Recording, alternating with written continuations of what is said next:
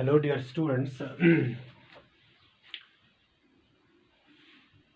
The another topic is isotopes and isobars. Isotope of an element क्या होता है?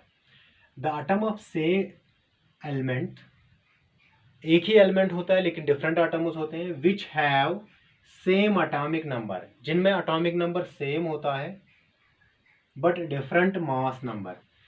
तो एक एलिमेंट होता है उसमें एटॉमिक नंबर सेम होता है किसी जगह, और किसी जगह एटॉमिक नंबर, ये एटॉमिक मास डिफरेंट होता है। तो उन एटम्स को हम बोलते हैं isotopes of the same element. मैं एग्जांपल के साथ समझा रहा हूँ। फॉर एग्जांपल हाइड्रोजन जो हम जानते हैं वो तीन सूरतों में हमारे पास अवेलेबल है। एक होता है प्रोटियम, जिसका मानते हैं हम ये है एटॉमिक नंबर और यह है मास नंबर। हाइड्रोजन का एटॉमिक नंबर 1 है और मास नंबर 1 है, तो उस हाइड्रोजन को हम बोलते हैं प्रोटियम। नेक्स्ट है जो हाइड्रोजन अवेलेबल है, उसका वो भी हाइड्रोजन एलिमेंट है, उसका एटॉमिक नंबर 1 है लेकिन मास नंबर 2 है। नेक्स्ट है ट्राइटियम, हाइड्रोजन ही है वो भी, उसका एटॉमिक नंबर 1 है लेकिन मास नंबर 3 है। तो ये जो तीनों डिफरेंट, ये एटॉमिक नंबर सेम है, एटॉमिक नंबर जो है वो सेम है बट मास नंबर जो है वो मास नंबर डिफरेंट है। तो आइसोटोप्स में मास नंबर डिफरेंट होता है due to the presence of more neutron. That means neutron जो है यहाँ पे मैटर करता है, न्यूट्रॉन्स। तो अगर हम तीनों में देखेंगे, पहले वाले में एक ही न्यूट्रॉन है, यहाँ पे न्यूट्रॉन नहीं है कोई, इलेक्ट्रॉन एक और प्रोटॉन एक, न्यूट्रॉन 0 है पहले वाले में। यहाँ पे जो है अगर हम न्यूट्रॉन की बात करेंगे, यहाँ पे न्यूट्रॉन कोई नहीं है, यहाँ पे न्यूट्रॉन 1 है, प्रोटॉन 1 प्लस न्यूट्रॉन 1, प्रोटॉन 1 है न्यूट्रॉन 1, तभी 2 आ गए मास नंबर। यहाँ पे 3 है, प्रोटॉन 1 है लेकिन न्यूट्रॉन 2 है और इलेक्ट्रॉन 1 है, तभी ये आता है। दैट मीन्स प्रोटॉन और न्यूट्रॉन यहाँ पे, तभी इसका मास नंबर 3 आया है। न्यूट्रॉन न्यूट्रल इन चार्ज है। नेक्स्ट एग्जांपल अगर हम देखेंगे, कार्बन की एग्जांपल क्या है। कार्बन में 2 आइसोटोप्स है। कार्बन C6 जो है एटॉमिक नंबर 6 है and mass number 12। That mean इसमें प्रोटॉन्स भी 6 है, न्यूट्रॉन्स भी 6 है, तभी ये 12 आ गया है। अगर इसमें हम देखेंगे दूसरे उसमें आइसोटोप में, यहाँ पे जो है मास नंबर तो है या एटॉमिक नंबर से 6 है सेम, लेकिन मास नंबर डिफरेंट है। दैट मीन्स प्रोटॉन तो हमेशा 6 ही है क्योंकि इसको बैलेंस करना है इलेक्ट्रॉनिक कन्फिग्रेशन इलेक्ट्रॉन को, लेकिन न्यूट्रॉन कितने हैं 8। तो ये जो है आइसोटोप ऑफ कार्बन है। नेक्स्ट है अगर हम देखेंगे isotope of chlorine. Isotope of chlorine भी 2 है। क्लोरीन एक है, क्लोरीन जिसका एटॉमिक नंबर 7 है और मास नंबर 35। इसमें प्रोटॉन्स कितने हैं अगर हम देखेंगे, प्रोटॉन 17 है और न्यूट्रॉन जो है वो है 18, तब आ गए 35 क्लोर। अब यहाँ पे देखेंगे दूसरे में क्लोरीन 17 है 37, एटॉमिक नंबर 17 है और मास नंबर 37। तो इसका मतलब है कि प्रोटॉन जो है वो है 17। क्यों 17 है? क्योंकि इनको इलेक्ट्रॉन 17 ही है। और न्यूट्रॉन्स कितने हैं इसमें है 19 न्यूट्रॉन्स।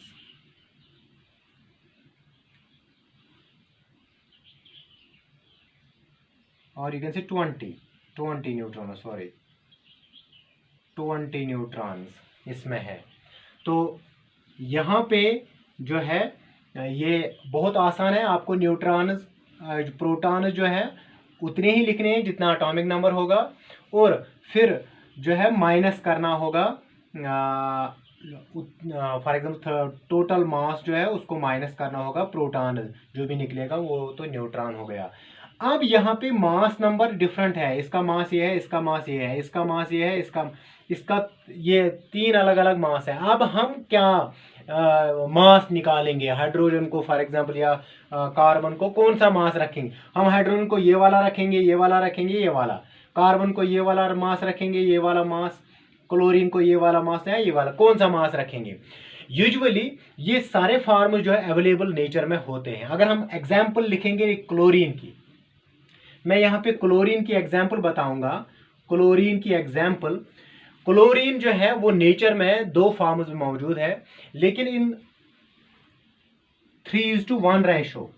दैट मीन्स क्लोरीन 35 जो है, क्लोरीन 35 जो है, क्लोरीन 35 1735 जो है, ये रेशो 3 में मौजूद है, और क्लोरीन 37 जो है ये सिर्फ 1 रेशो में मौजूद है।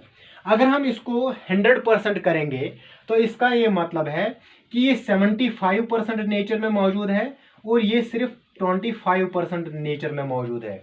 अब हम उसका एवरेज निकाल कर देखेंगे इसका एवरेज मास क्या है, दोनों का एवरेज निकालेंगे हम और फिर देखते हैं एवरेज मास क्या आएगा। तो यहाँ पे जो है एवरेज मास कैसे हम निकालेंगे,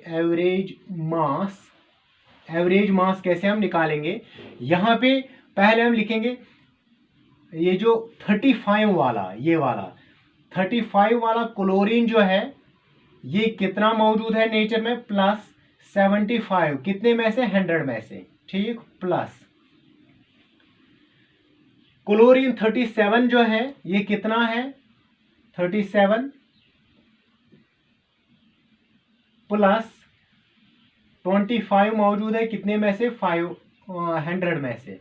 तो ये इक्वेशन बन गई यहाँ पे 35 प्लस। तो अगर मैं यहाँ पे इसको थोड़ा सा कसर निकालूंगा, 25 1s are 25, 25 4s are 100, यहाँ पे 25 3s are 75, 25 4s are 100। तो इक्वेशन को यहाँ पे मैं फिर से लिखूंगा 35, ये इंटू है, सॉरी ये इंटू है, ये भी इंटू है, हाँ ये भी इंटू है, 35 into 3 divided by 4 plus 37 into 1 divided by 4। तो यहां पे जो है अगर हम इसको देखेंगे 35 इंटू 3 वो क्या हो गया, वो 105 divide by 4 plus 37 divide by 4। तो इसको अगर आप प्लस करेंगे और डिवाइड बाई 4 करेंगे, यहां पे क्या निकलेगा, ये 37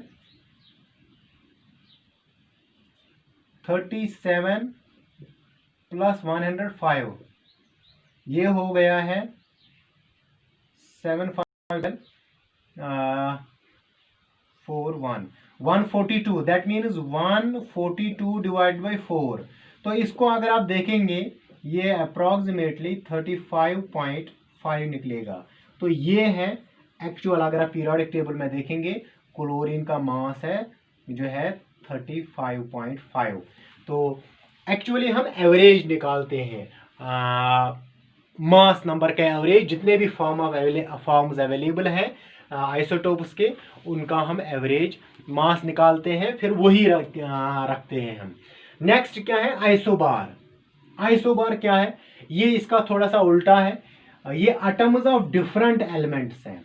यहाँ पे एटम्स ऑफ सेम एलिमेंट थे, यहाँ पे एटम्स ऑफ डिफरेंट एलिमेंट्स हैं विद डिफरेंट एटॉमिक नंबर, जिनमें एटॉमिक नंबर डिफरेंट है but same mass number same होता है। तो एग्जाम्पल यहाँ पे क्या है, कैल्शियम और आर्गन, हम 2 डिफरेंट एटम्स हैं जिनमें एटॉमिक नंबर डिफरेंट है, इसमें 20 एटॉमिक नंबर है, इसमें 18 एटॉमिक नंबर है, यही तो डेफिनेशन कह रही है। The atoms of different element है calcium and argon with different atomic number, इसमें डिफरेंट एटॉमिक नंबर है but have same mass number, लेकिन इनका मास नंबर सेम है, इसमें भी 40 है, इसमें भी 40 है। क्यों, वाई, यहाँ पे तो डिफरेंस इन न्यूट्रॉन जो है, अगर मैं आपको बताऊंगा यहाँ पे क्या है, कैल्शियम में 20 और 40 क्या है, ये एक्चुअली प्रोटॉन्स भी 20 है और न्यूट्रॉन्स भी 20 है, तभी तो 40 आया है, 40 मास नंबर। यहाँ पे आर्गन में अगर हम देखेंगे ये जो प्रोटॉन सिर्फ 18 है और न्यूट्रॉन्स 22 है, तभी आ गया ये 40।